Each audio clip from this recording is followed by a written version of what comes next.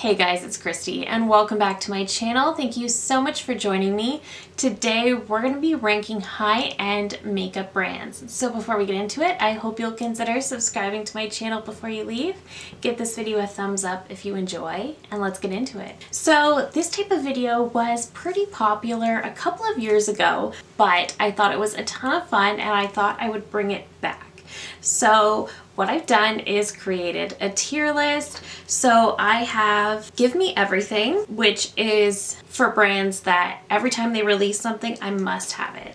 Doesn't matter, I'm gonna get it. Then I have Big Fan, which is for all of the brands that I really love and try to purchase a lot from, but maybe I don't grab every single thing. Then I have I'm Intrigued. So this one is going to be for brands that have my attention and that I occasionally will shop from, but they're not in the Big Fan category just yet. Then I have Not Interested. So brands that I'm just bored by, I'm not interested, I don't care to pick up any of their products. And then I have Nope, Definitely Not, which I think is self-explanatory. So let's just hop right on into it. The first brand is Natasha Denona. It's definitely one of my favorite brands for eyeshadows. I am waiting for her to come out with more complexion products. I would love to see a new foundation. I would love to see new concealers, maybe a good bronzer range, things like that. She does tend to keep releasing these face palettes and face duos with blushes and things like that, but what I would love to see is a full range of blushes, a full range of bronzers. I would love to see that, and if she did, without a doubt I would pick them up. I do have a lot from the brand and I do tend to shop everything, so I'm going to put her in Give Me Everything. Moving in to ABH. So this one is interesting because this brand has definitely fallen off where they used to be, and then over the last year or so I feel like they have started to creep up again. They've started releasing more products, but in a timely manner, not bombarding us. I'm not interested in every single thing they come out with though. I'm not into their dual-ended blush sticks, things like that. But when they release a palette, I am all over it and I am picking it up. And they still have some of my very favorite palettes. Maybe I will go with Big Fan, that makes sense. Moving in to Charlotte Tilbury. Okay, this one is also pretty obvious. It's going into Give Me Everything. I do pick up every single thing Charlotte Tilbury releases, except for the skincare line, but I'm kind of counting that as separate. I love Charlotte Tilbury. I love her products, and whether they end up being good or not, I'm probably going to pick them up and test them out for myself. So that's going into Give Me Everything for sure. Okay, next we have Fenty. And I do own quite a few products from Fenty. I really do enjoy everything I've tried so far. I've tried their foundations, I've enjoyed them. Their gloss bombs are amazing. They always catch my attention when they release something new, but I don't always purchase the new releases from Fenty. So I'm gonna put them in I'm Intrigued. A year from now, they could definitely move up in the rankings, but I think I'm Intrigued is fair. Next on my list is Too Faced. This is another brand that used to be at the top of my ranking. If you would have asked me 5 years ago, maybe Too Faced would have been at the top of my ranking. I've been so disappointed with their eyeshadow palette releases. They do have a new one coming out that I'm kind of curious about, but I don't know if I'm curious enough to pick it up just because their formula has really fallen off where it used to be. It's just not that great, and their pricing has only gone up. So I feel like we keep paying more and more, and their formula is not getting better and better. So I really haven't bought much from Too Faced. I did recently purchase one of their new blushes, and I think it's a beautiful blush. I really like it. And packaging has always been a strong point for Too Faced, but I just feel like their products aren't anything special, and I feel like their eyeshadow formulas in particular are, I just don't think they're worth it. So I'm going to put Too Faced in Not Interested, because in Not Interested, I feel like they could always bring it back. They could always recapture my interest. I know they've changed hands recently, so maybe we'll see improvements there, but I just right now, at this point in time, I gotta go with not interested. Next, we have Haus Labs. So Haus Labs rebranded last year and they've got a pretty good range of products right now, and I've definitely got my eye on the brand. I did try out their Triclone Skin Tech Foundation and I'm a big fan of that product, but I haven't tried anything else yet. I've heard mixed reviews about some of their other products. I know their highlighters were going viral online, but that just wasn't something that was capturing my attention. They recently released a new blush and it's pretty large from the looks of it, and I am interested in it, but it's so expensive. It's a $40 or $50 blush, so I don't know. I just don't know that that's necessary. And then other products they have, I'm just not excited about yet. So I would love to see more from the brand. I'm definitely going to put this one in I'm intrigued because I am curious and I do have a product from them that I love. It's just that they haven't made me pull the trigger on anything yet. I'm sure they will eventually. Next, we have Makeup Forever, and I almost feel like we don't hear as much about them as maybe we used to. They're definitely, I feel like, geared more toward makeup artists, but any foundation that I've tried from Makeup Forever, I've loved.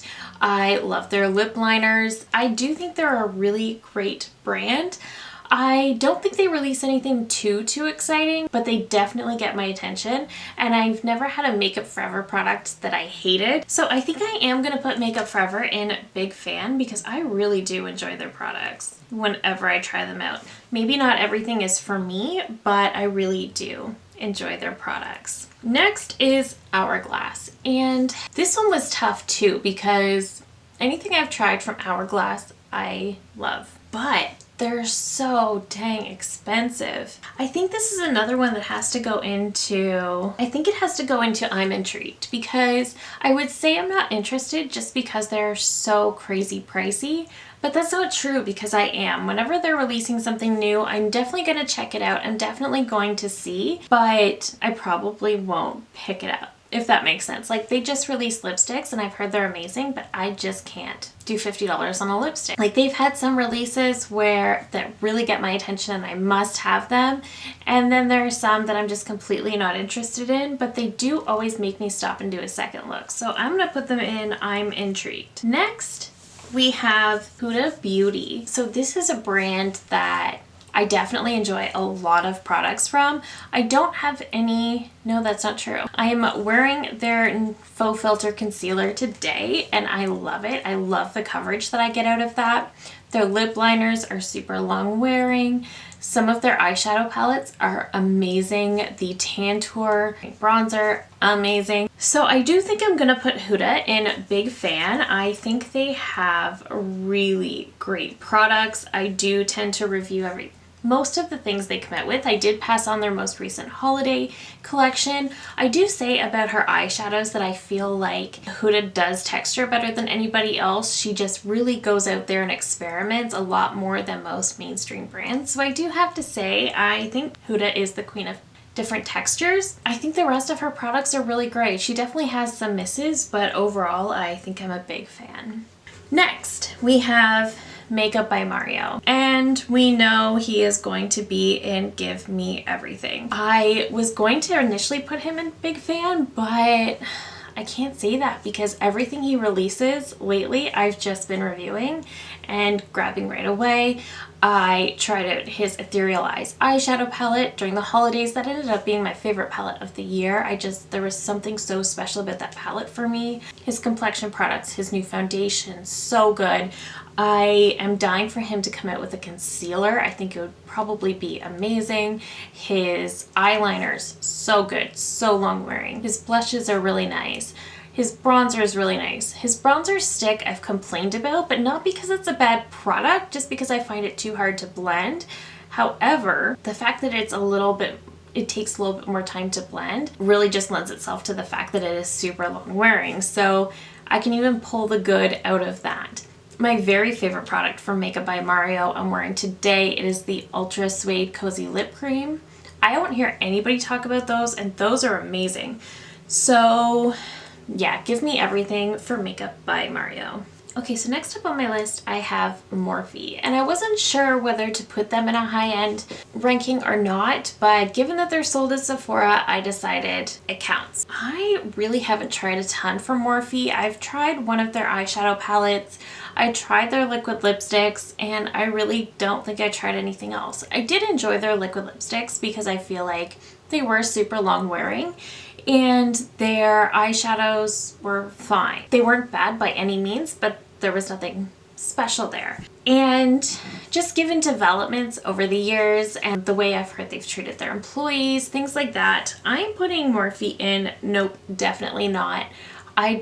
Nothing they released has gotten my attention, and their products just aren't that special. I've had brushes from Morphe and they've always been scratchy. I've heard good things about their brushes, but in my experience, some of them are fine, but I had one brush and it was so scratchy, and the brushes from the Jaclyn Hill line were fine. But the ones directly from Morphe were so scratchy, and I didn't understand. So I'm putting Morphe in nope, definitely not. Next is Nars, and we know Nars is going to be in Give Me Everything. I think last year was the year that I just really fell in love with Nars, their light reflecting foundation. I've enjoyed their lip products for years. I've enjoyed their blushes for years. But last year is when I really started trying out a lot of Nars products. And last year was also the year that I tried out their eyeshadows for the first time, and I love their formula. I really do. So Nars is going in Give Me Everything. I don't know if there is a product from Nars that I dislike. Next we have One Size, and this is a brand that I've tried quite a lot from. I really love their concealer. That's one I've raved about.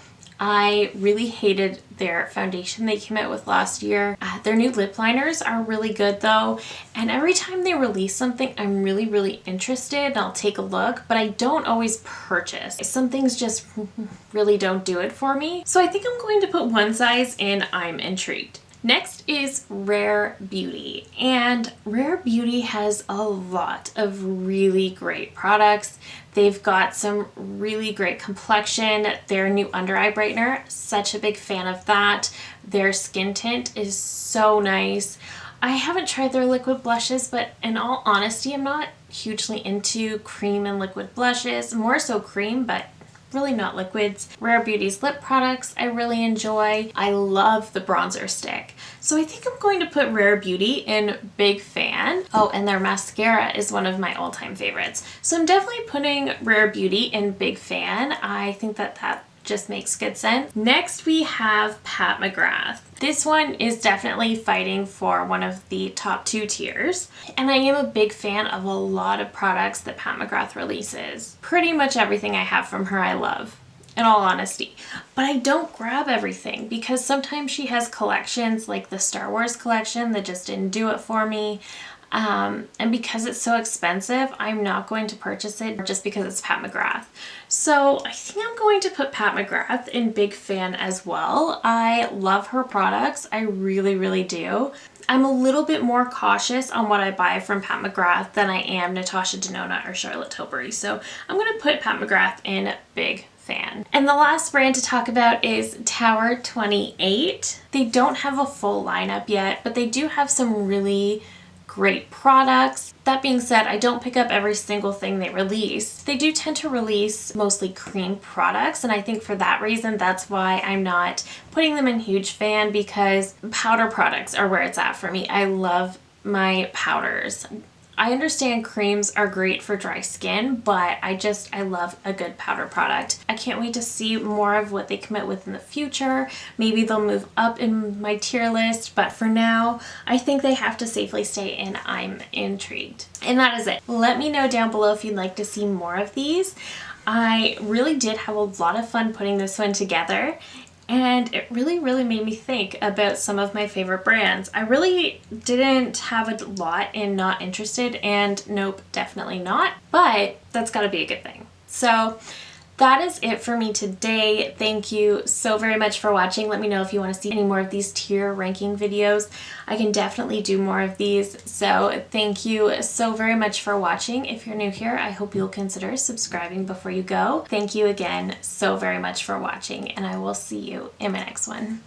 Bye!